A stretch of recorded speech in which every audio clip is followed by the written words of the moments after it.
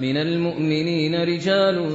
صدقوا ما عاهدوا الله عليه فمنهم من قضى نحبه ومنهم من ينتظر وما بدلوا تبديلا ليجزي الله الصادقين بصدقهم ويعذب المنافقين إن شاء